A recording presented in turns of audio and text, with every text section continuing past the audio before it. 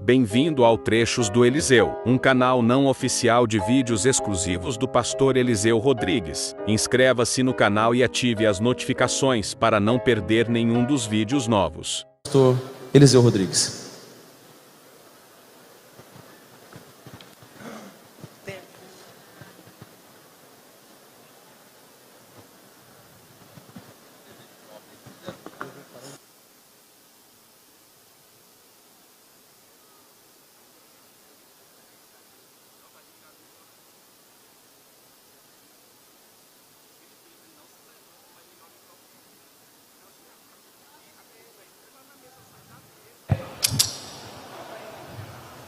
Quem? Não é esse aqui mesmo.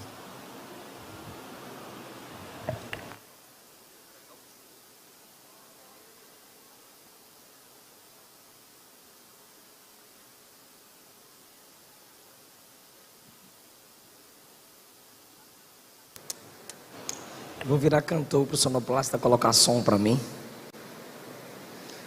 Sonoplasta, sonoplasta, sonoplasta. Deixa o vaso falar comigo, irmão. Ei, varão. Já falei com tu, não já? Não me atribule, não. Deixa eu crente. Povo de Deus, paz do Senhor Jesus. Abra sua Bíblia comigo, Romanos. Carta de Paulo aos Romanos, capítulo de número 15.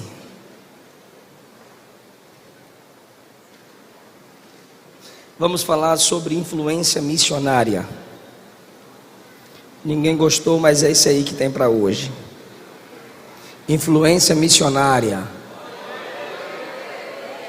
Agora sim.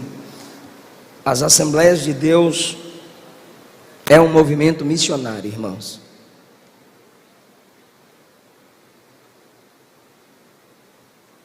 Romanos 15, por favor, leremos a partir do versículo 8. Podemos? Digo, pois, que Jesus Cristo serviu à circuncisão por causa da verdade de Deus, para deste modo confirmar a promessa feita aos patriarcas, para que os gentios glorificassem a Deus pela misericórdia que lhes sobreveio, como está escrito. Agora Paulo vai usar alguns versículos do Antigo Testamento. Eu te louvarei entre os não-judeus, e cantarei salmos ao teu nome. Outra vez, regozijai-vos, ó gentios, com o seu povo. E novamente diz, louvai a Deus todos vós gentios, ou não-judeus. Louvai-o todas as nações. E novamente Isaías diz, haverá uma raiz para Jessé, e aquele que se levantará será príncipe para os gentios, e nele os gentios confiarão. Que o Deus da esperança vos encha de toda alegria e paz na fé, para que cresçais em sua esperança pelo poder do Espírito Santo.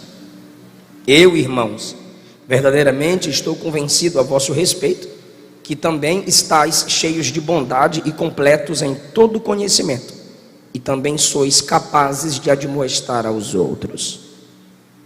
Mas eu vos escrevi, meus irmãos, um pouco mais ousado, para dessa maneira vos lembrar da graça que me foi dada por Deus, para que fosse ministro de Jesus Cristo entre os gentios, e servisse no Evangelho de Deus, para que a oferta dos gentios seja aceitável e santificada pelo Espírito Santo.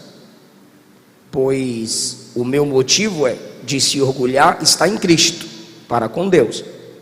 Pois eu não me atrevo a falar de algo que Cristo não tenha realizado por meio de mim, para a obediência dos gentios, por palavras e por obras, com poder de sinais e prodígios e pelo poder do Espírito de Deus. De modo que percorri desde Jerusalém até Ilíria, e o enchi do Evangelho de Cristo, sendo diligente em levar as boas novas, não onde o nome de Cristo já tivesse sido proclamado, para não edificar sobre um fundamento alheio, mas como está escrito, aqueles a que não se falou sobre ele, eles o verão, e os que não escutaram, serão instruídos. Você poderia se assentar com a sua Bíblia aberta? Muito obrigado.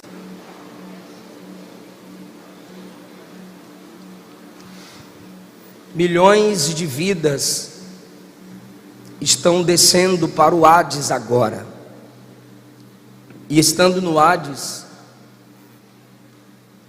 não há mais como retornar. Aguardarão ali o momento de serem lançados no lago de fogo. De uma coisa eu tenho plena certeza: só há um povo que pode levar a mensagem da salvação: a igreja. Não vamos aqui levantar um debate teológico que sem tempo não podemos falar sobre tal assunto. E os que não ouviram falar de Jesus podem ser salvos? O basilar da Bíblia Sagrada é não. Ao invés de responsabilizarmos as nações porque não ouviram falar de Cristo, a responsabilidade recai sobre a igreja, que está tão preocupada com seus entretenimentos fora do culto, que não conseguem no culto se aproximar de Deus ao ponto de sentir a necessidade de se aproximar das almas. Captamos muito pouco daquilo que é pregado. Queremos algumas frases de efeito para que possamos arrepiar o corpo. E nós gostamos quando a pergunta é feita: o que viestes fazer aqui? Mas a pergunta de Jesus é: o que você vai fazer depois daqui? Você é responsável pelas pessoas que você conquista. Você é responsável pelas pessoas que você influencia. Você é responsável por cada pessoa que teve um vínculo com você. E quando eu digo responsável, eu não estou mandando você sustentar, eu não estou mandando você assumir o papel de pai. Não, manda trabalhar. O que eu estou dizendo, você é obrigado e você é responsável pela alma daquela pessoa. Por isso reconheça que se você pecou diante dela, peça perdão. Se você falou palavras frívolas que pode afastar aquela pessoa do evangelho, vá até ela e diga que aquilo não é o seu normal. Foi um tropeço, foi uma falha, foi uma falta de vigilância da sua parte. Porque dependendo de sua influência, aquela pessoa pode ir para o inferno e você perdeu o seu galardão. Deus não tem compromisso com quem não tem compromisso com gente. Deus não tem compromisso com quem não tem uma visão fora de quatro paredes. Deus não te chamou para esquentar banco de igreja. Deus não te chamou para se emocionar com algumas letras bonitas, com algumas músicas que seguem o padrão de uma musicalidade atual. Você não está num congresso como esse simplesmente para ouvir um bom pregador ou um bom cantor, porque a lista aqui está muito selecionada e bem. Bons pregadores, bons cantores. Só que eu, quando sair daqui, eu preciso já agora à tarde preparar a palavra para a noite. Na semana eu darei aula, eu ajudarei na minha igreja, eu continuarei estudando. O Tiago de Assis cuidando da sua igreja, os líderes cuidando em suas congregações, os cantores se preparando para que louvem em outros lugares. E vocês? Essa palavra sendo pregada aqui servirá para quê?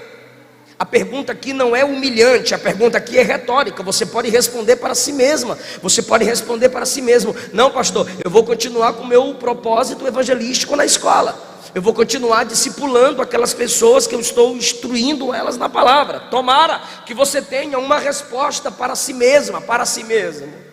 Não tem como ler a Bíblia e não ter uma visão missional. Os profetas do Pix só selecionam textos do Antigo Testamento para falar de prosperidade e fazer corredor de fogo, porta da vitória, para fazer sua campanha de envelope.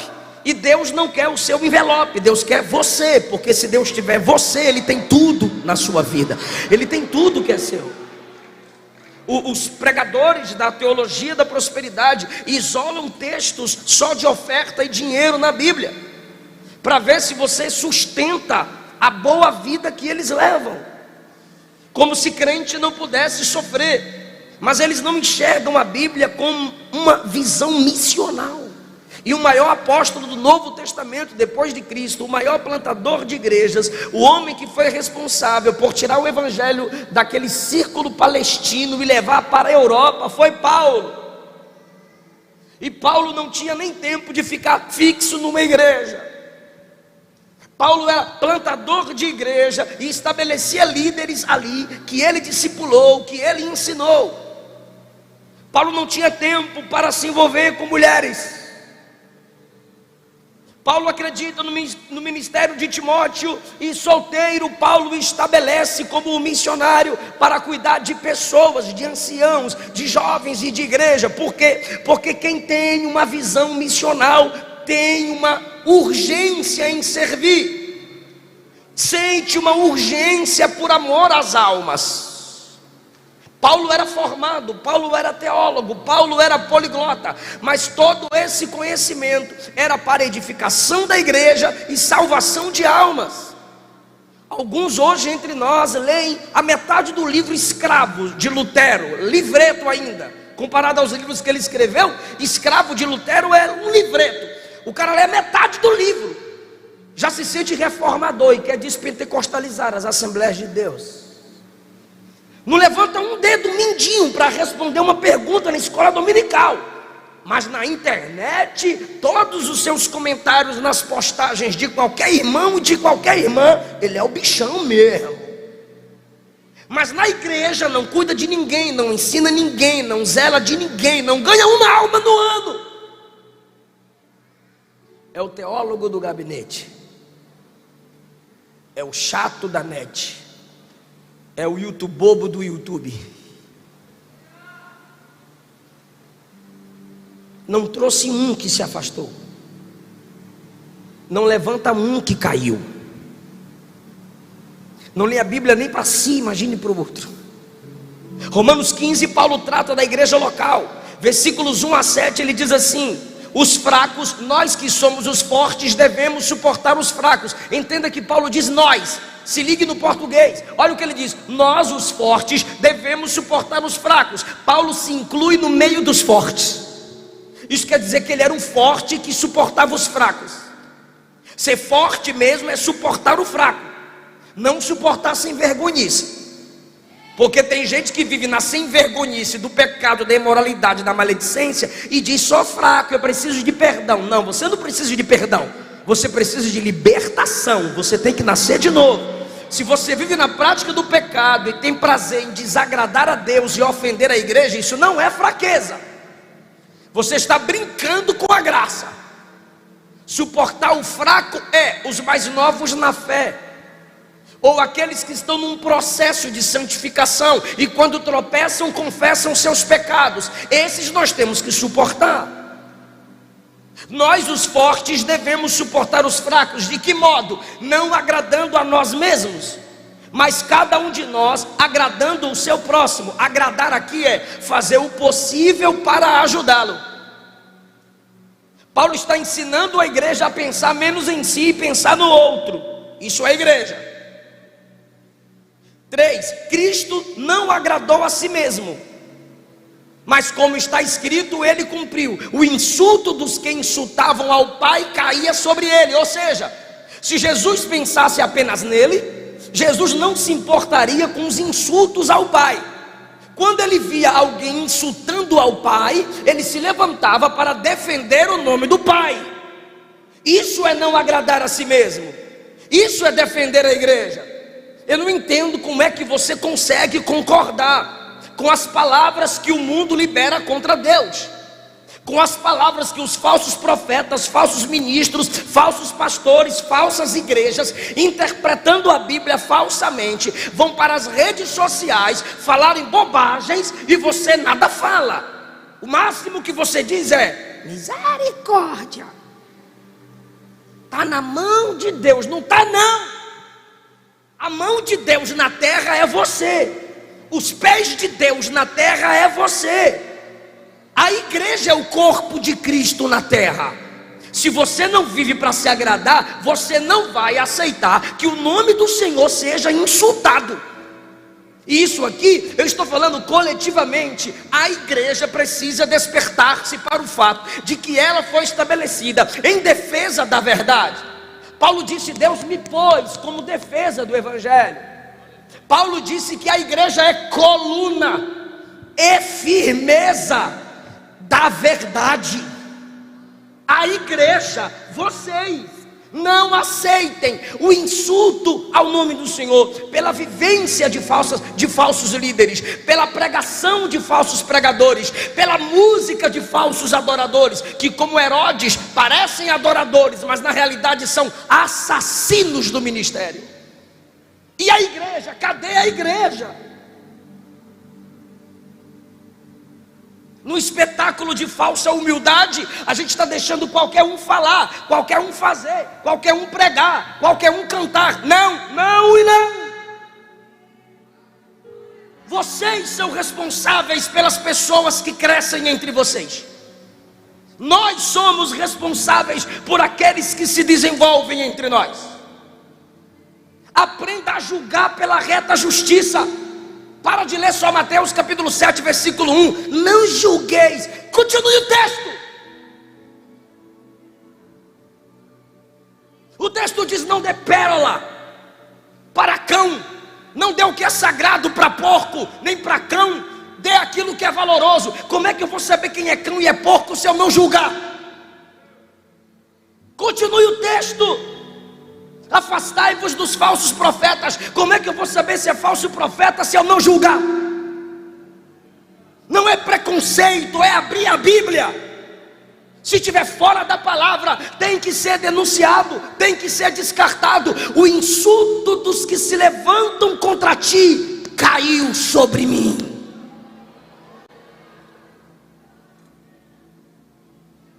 Aí ele diz: tudo que foi escrito no passado foi escrito para nossa instrução, para que pela paciência e consolação das escrituras tenhamos esperança. Ele está dizendo: leia a Bíblia, leia o Antigo Testamento, e você vai ver como Samuel reagiu quando Deus foi insultado, como Elias reagiu quando Deus foi insultado, como Daniel, Misael, Ananias e Azarias reagiram quando Deus foi insultado. Tira o fundo musical, tá lindo, Berg. Baixa um pouquinho que tem gente aproveitando o fundo para dormir. Eu não quero ir te acordar não. Leia o Antigo Testamento e veja como eles reagiram quando o nome de Deus foi insultado.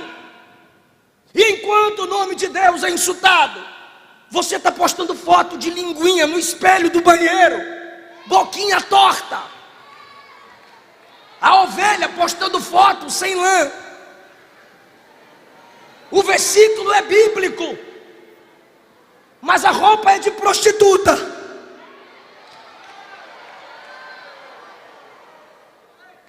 O irmão abriu mão da macheza para ficar postando foto com filtrinho de batom. Varão, tu fica parecendo Vera Verão quando tu posta filtro de batom. Você é macho, irmão. Mostra essa cara sua cheia de verruga,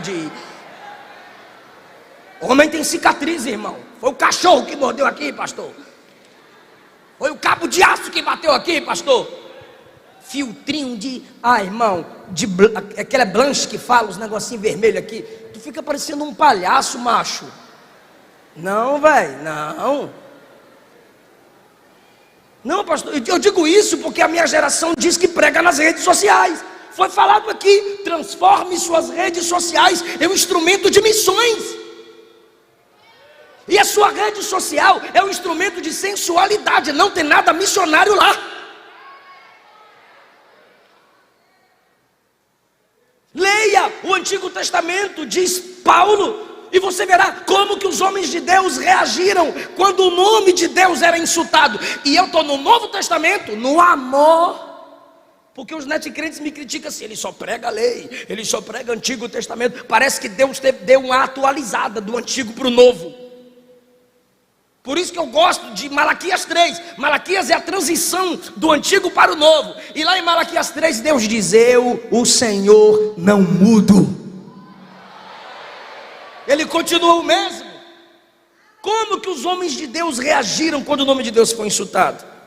Fica ligado aí, Berg. Vou precisar de tudo depois. Que o Deus da paciência e do consolo vos conceda pensar em harmonia um a respeito do outro em Cristo. Olha como Paulo está tratando a igreja local. Forte, sou forte mesmo, então suporte o fraco. Se você é forte, levante quem caiu.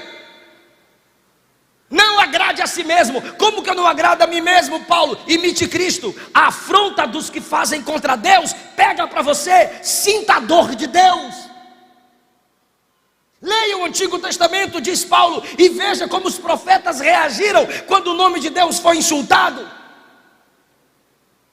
E ele continua, assim Deus vos concederá consolo. Consolo aqui não é fica triste, não.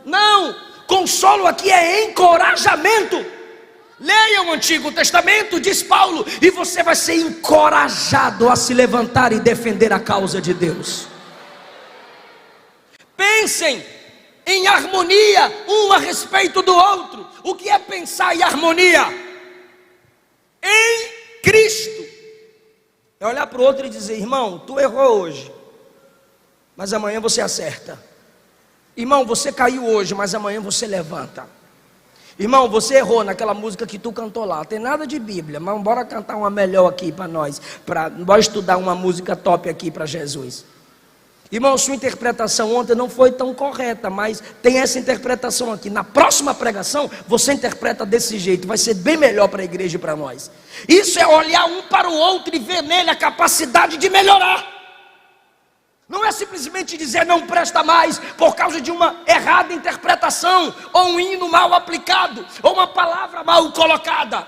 Isso é igreja local. Paulo está tratando a igreja local em Roma. Respeitem uns aos outros, acredite um na missão do outro, para que desse jeito vocês pensem, falem, versículo 6, e glorifiquem a Deus. Se não há unidade na igreja, pode haver o grito que for, o barulho que for, se não há unidade na igreja local, Deus não é glorificado nela. A gente pensa que a glorificação a Deus é só o glória a Deus, aleluia, amém. Não é, é estilo de vida. Ele diz no 1, suporte o fraco, você que é forte. 2 e 3, agrade menos a si e agrade o outro. Ainda no 3 e 4 ele diz, estude o Antigo Testamento e veja como devemos assumir uma postura de defesa pelo nome do Senhor. 5 ele diz, o resultado de ler Bíblia é Deus te encorajar para defender o nome do Senhor. Aí Paulo volta para nós, não defenda só Deus, defenda seus irmãos também. E a conclusão é, o nome do Senhor será glorificado. Quando ele trata a igreja local, bora lá, vem comigo. Quando ele trata, ficou feio. Quando ele trata a igreja local, ele passa para a missão. Missão local, tenham unidade, cuidem um dos outros, defendam o nome de Deus, agradem menos assim. Aí agora ele vem para a missão transcultural. 8, Jesus Cristo serviu a circuncisão, ou seja, foi ministro da antiga aliança também, por causa da verdade de Deus, para confirmar a promessa feita aos patriarcas. Qual foi a promessa feita aos patriarcas? Está lá em Gênesis 12, em ti, ou seja, na sua descendência, as famílias da terra. Deus não disse apenas os judeus, Deus disse as famílias da terra serão abençoadas. Essa era a promessa feita aos patriarcas. O mundo seria alcançado pelo poder do Evangelho. Gálatas, Paulo disse aos Gálatas que Deus havia pré-anunciado o Evangelho a Abraão, pré-anunciado, porque anunciado completamente foi anunciado a nós, Cristo e os apóstolos. Então ele diz, Jesus foi primeiro servo da antiga aliança, ele chama de circuncisão, para confirmar a promessa feita aos patriarcas, para que os gentios, ou seja, através dos patriarcas, veio Jesus para que os gentios, aqueles que não são judeus, presta bem atenção que o texto de Paulo não é fácil de se pregar nem de se entender, por isso que eu quero que você preste atenção. Através dos apóstolos, através dos patriarcas, Cristo veio, e através de Cristo, versículo de número 9, os gentios foram alcançados. Quem são os gentios? Aquele que não é, ou aqueles que não são judeus.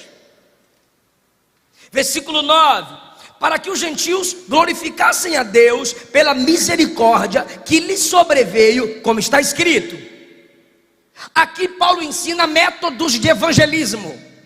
Jovem, moça, obreiros, aqui Paulo ensina métodos de evangelismo. Olha, quando ele passa da igreja local, pastor Tiago, quando ele passa da igreja local para a missão transcultural, ele começa pelos Salmos, pastor Clébcio. Quando ele chega nos Salmos, ele diz assim: pois está escrito, versículo 9, eu te louvarei entre os não judeus. Dependendo da sua tradução, eu te louvarei entre os gentios. A igreja no Novo Testamento era a maioria judeus, que estavam saindo do judaísmo para o cristianismo. Só que eles ainda guardavam aquele negócio: nós somos o povo da aliança, nós somos o povo da salvação. Se você já leu a Bíblia, você sabe que eles tinham esse orgulho. Aqui corre o sangue de Abraão, a bênção é só para quem é judeu. Aí Paulo diz: não, Jesus não veio só para judeu, Jesus veio para os não judeus, que somos nós, gentios. Paulo está dizendo que a missão tem que partir da igreja para o transcultural. Eu não entendo, como é que você quer ser uma bênção para o mundo se você ainda não conseguir ser uma bênção na sua igreja? Paulo primeiro trata de um problema local, para depois ensinar que a igreja tem que se esforçar a alcançar almas distantes. Você não pode postar 30 dias de agenda, pelo amor de Deus, pregador. Pelo amor de Deus, cantor. Você não pode postar 30 dias de agenda pensando que desse jeito você está influenciando. Tá, pode ser que você esteja influenciando, mas está influenciando para o mal. Porque se você prega 30 dias, primeiro você não ceia. Se você não ceia, você não tem comunhão com o corpo de Cristo. Se você não tem comunhão com o corpo de Cristo, você não pode ser uma bênção para o corpo de Cristo. Segundo, se você prega 30 dias, você não tem tempo para estudar. Se você não tem tempo para estudar, você não vai apresentar uma palavra com conteúdo bíblico para o povo. Olha Deus, é desse jeito que vai ser até o fim. Ele disse para a igreja: se cuidem, se tratem, zelem uns dos outros. Aí agora ele diz: mas Cristo nos enviou a alcançar as almas. E quais são os métodos de evangelismo que Paulo ensina aqui? Versículo 9, louvando. Eu te louvarei entre os gentios e cantarei salmos ao teu nome. Eu te louvarei entre os gentios. Primeira vez que eu fui pregar em Portugal, eu disse: me leva para ver as ruas de Portugal, que eu gosto de coisa antiga. Eu sou meio velho, vocês já sabem disso. E eu fui ver as coisas antigas. Aí tinha um jovem evangelizando em Portugal. De que modo? Ele não tinha autorização para pregar na rua. Eu acho que hoje já é proibido. Mas qual foi a estratégia dele? Ele pegou o violão, colocou aqui na frente e uma placa aqui atrás: Jesus te ama. Ele cantava uma música e ficava rodando. Eu falei: vai entrar no mistério, deve ser pentecostal. Mas ele ficava rodando para que as pessoas lessem a placa nas costas dele. E de repente ele mudava a placa e colocava em inglês, vários idiomas. Era: Jesus te ama, só Jesus salva, só Jesus transforma. E eu fiquei 15, 20 minutos vendo aquele jovem tocando, cantando e rodando. Tem gente que roda demais na igreja local, mas não consegue fazer uma mensagem bíblica rodar para alcançar ninguém. Esse jovem, enquanto rodava, tocava, cantava e evangelizava. E as pessoas foram parando e vendo ele cantar. E quando estavam encantados com a música, ele mostrava as costas: olha aí o que é que eu estou fazendo. Estratégia. O louvor é um instrumento evangelístico. Eu gostaria que vocês dissessem isso, por favor. Diga: o louvor é instrumento evangelístico. Então por que a maioria das nossas músicas é você?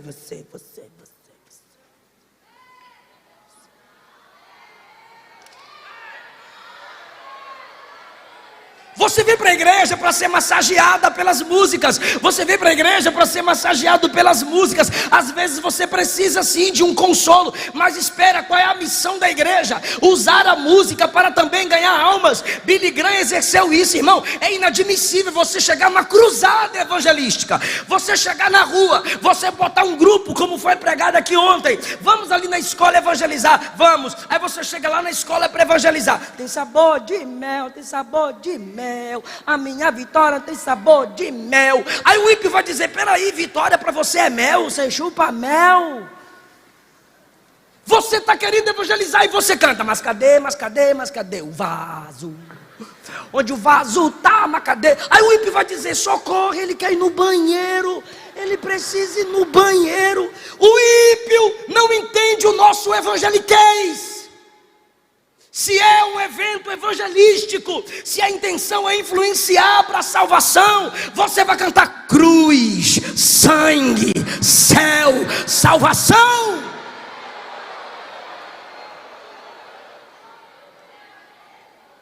Sim, eu amo a mensagem da cruz até morrer.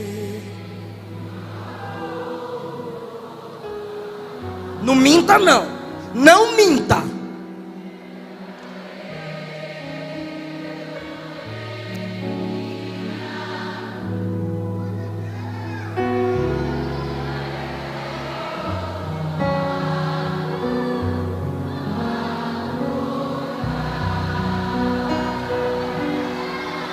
Oh, quão cego andei.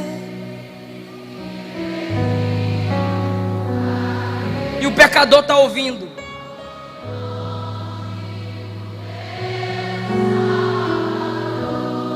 E o desviado vai dizer: minha avó cantava comigo.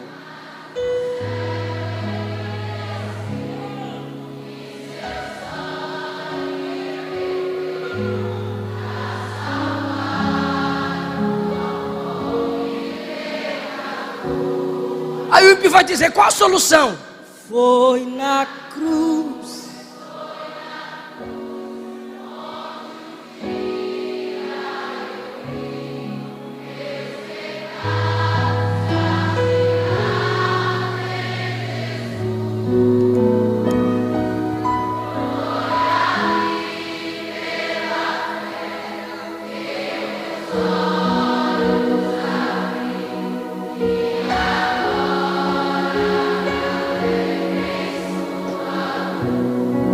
Atualiza. Eu sou livre.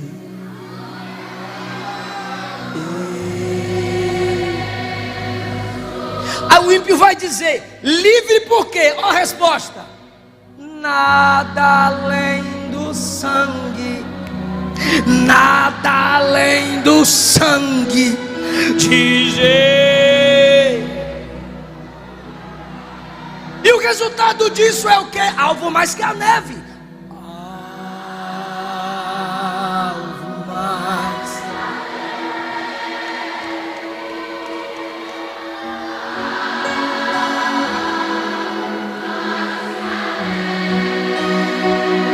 Isso é um instrumento de evangelização.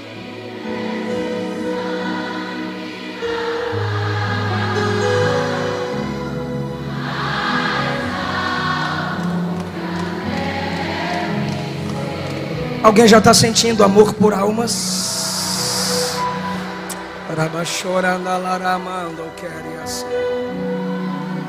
Esse Paulo estava na prisão com Silas, e perto da meia-noite começaram a orar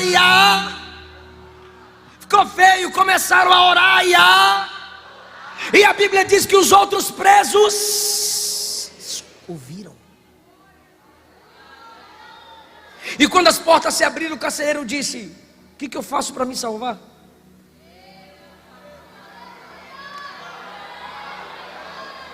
Crê no Senhor Jesus Cristo e será salvo tu e a tua casa.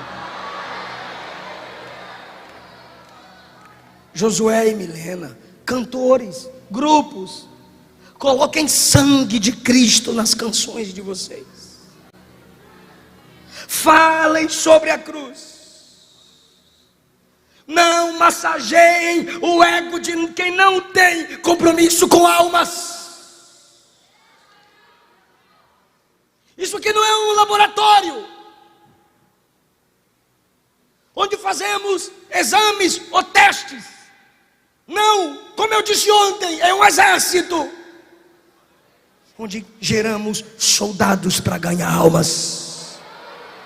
Versículo 10, outra vez ele está falando outros salmos. Regozijai-vos, gentios. Repete isso, 1, 2, 3.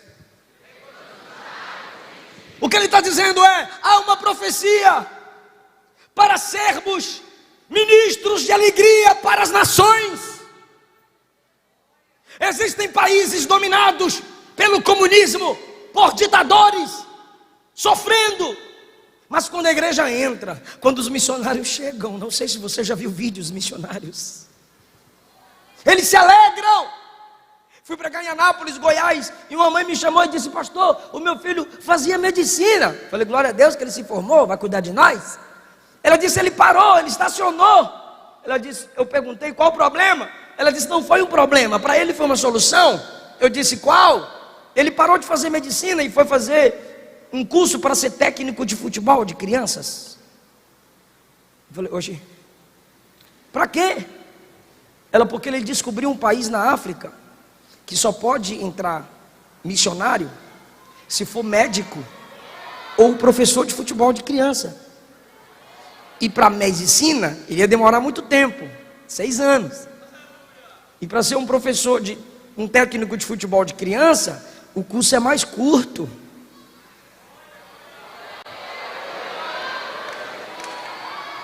Então ele abriu mão da medicina para ser técnico de futebol de crianças. Sim, pastor. E aí ele já estava lá treinando 100 crianças, pastor. Só que com essas 100 crianças, ele já montou um grupo de 300 pessoas para Jesus. Porque enquanto ele treina as crianças, ele vai falando de Jesus. Ele foi um instrumento de alegria para aquele país. Deixa eu adiantar, acabou meu tempo. Você vê Paulo sendo acompanhado por esposa quando ele viaja para pregar? Pode falar que não, gente. Você vê Paulo com esposa quando ele viaja? Você sabe se Paulo era casado? Paulo disse que era melhor estar como ele, na condição de solteiro, para que a obra tivesse prioridade. Esse é mais um método paulino de se ganhar almas. O que, pastor? Solteiro. Pastor, quem é que tem que ganhar almas? Solteiros. Pastor, missões é para quem? Solteiros. Mas você está tão preocupadinha em beijar na boca, você está tão ansioso com sua namorada ou sua vaza, tu está tão ansiosa com seu vaso, que às vezes você não consegue enxergar uma alma em um homem. Você não consegue enxergar uma alma numa mulher. Você vê um par de coxas. Você vê um corpo do qual se aproveitar.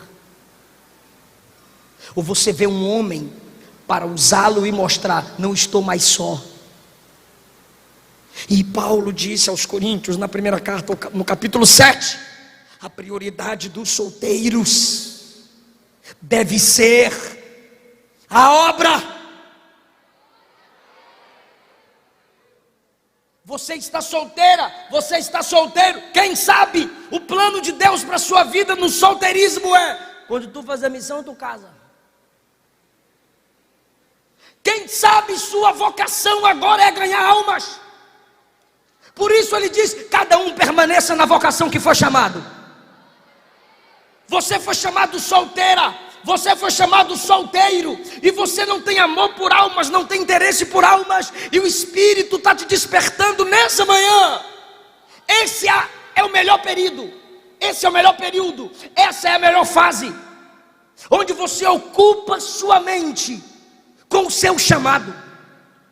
Por isso que os casados vão, e a esposa fica só em casa, ou vice-versa. A irmã vai, o marido fica. De repente, começam-se as agonias na família, e um casal separa, uma família se destrói, porque você é solteira, você é solteiro, não tem tempo para almas, não tem tempo para missões, não tem tempo para influenciar as almas que estão a caminho do inferno, porque você só pensa em si mesma, em si mesmo. Sua academia, seu cortinho na sobrancelha, sua fotinha no Instagram, sua imagem, você mesma, você mesmo. E as almas indo para o inferno, e os casais de missionários, pastores, obreiros se destruindo, e você diz: nossa, bomba, não acredito, era tão benção aquele casal. Tu acha que Deus vai cobrar só do casal solteiro? Eles tiveram que tapar uma brecha sua. Para ser pastor tem que ser casado, mas para ser missionário, Paulo diz, a prioridade na obra missionária é para os solteiros. Você nunca fez um curso básico de teologia, você nunca fez um seminário de missões, ainda diz que é servo de Deus. Em que sentido você é servo de Deus, se o que Deus mais ama são as pessoas? Se todo o plano na Bíblia é para resgatar as pessoas, as almas perdidas, como que você me diz que é cheio de Deus e não sente o que Deus sente por almas? Chega de hipocrisia, chega de mentira. Você não é cheia de Deus, você não é cheio de Deus se não tem vontade de cuidar de gente, de investir em gente, de ajudar a sua igreja e de ganhar almas. Olha o que eu disse: vontade. Eu não disse se você não faz, se você não ganha, eu disse se você não tem nem vontade. Pois a Bíblia diz que o querer e o efetuar em nós vem de Deus. Se eu estou em comunhão com Deus, essa vai ser minha fome.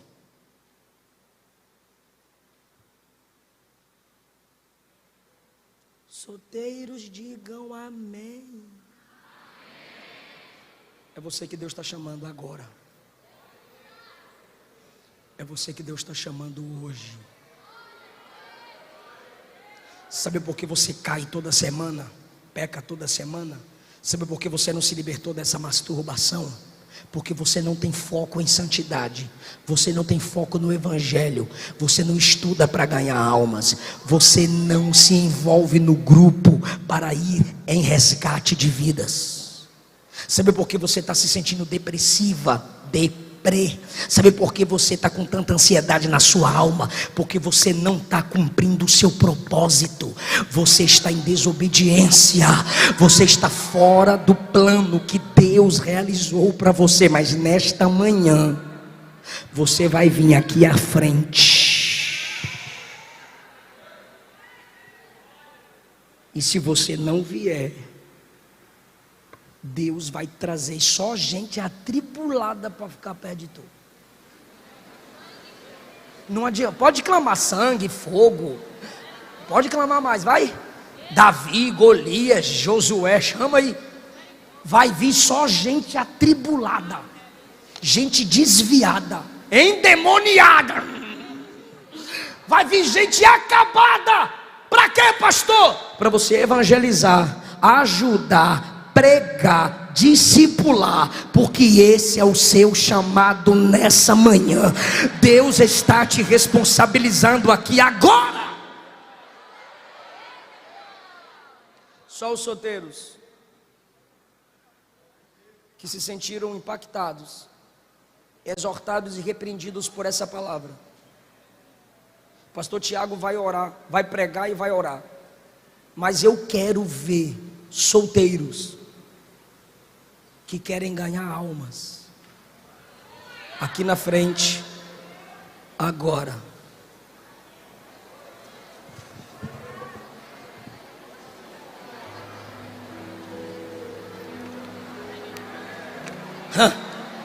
Se isso for verdade,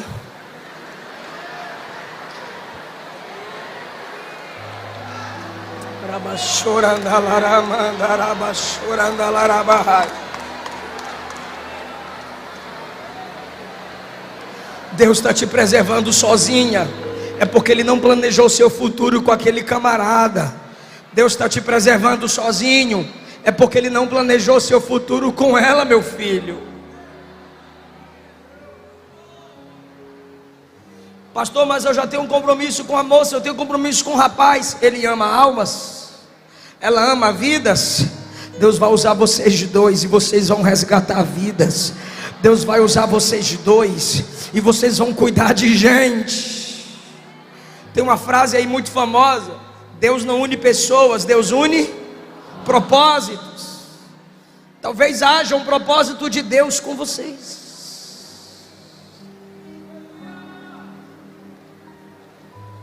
Eu não sabia que vinha esse tanto não, por isso que eu chamei, desculpa. Mas só o fato de você ter vindo, sabe o que você está dizendo? Eu quero almas.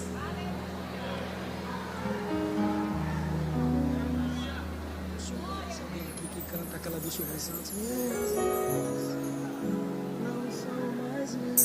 O Beg sabe tocar. Eu vou pegar a letra. Beg. Consegue alguém que canta Silvio Santos? Minhas mãos não são mais minhas. Quem canta? Você não? Tem que ser rápido. Tem que ser rápido, velho. Google, letra. Ele lembra. Vocês não imaginam o que Deus tem para fazer aqui ainda.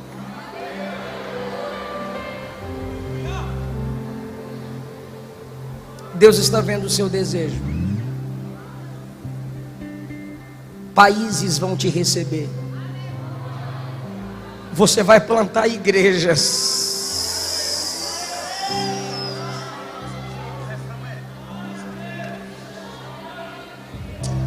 Você vai cuidar de crianças. Você vai resgatar famílias. Meninas que são diariamente vendidas para prostituição, você vai resgatá-las.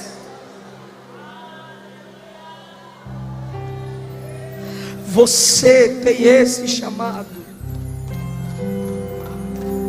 É rapidinho, fecha os olhos. Levante as duas mãos. Diga: eis-me aqui, Jesus. Me enche. Me capacita, me enche de amor por almas,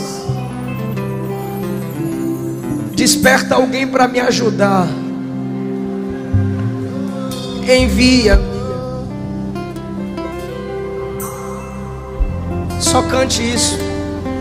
Minhas mãos não são mais minhas. Estende as mãos para ele. Pastor, estenda as mãos para ele. Pastor Tiago, estenda as mãos. Tuas mãos eu as entrego. Pastor Ailton, olha o tanto de jovens querendo ganhar de amor. Líderes, o vosso trabalho não é vão. Líderes, o vosso trabalho não é vão. Usa minhas mãos para abençoar alguém que precisa de um milagre.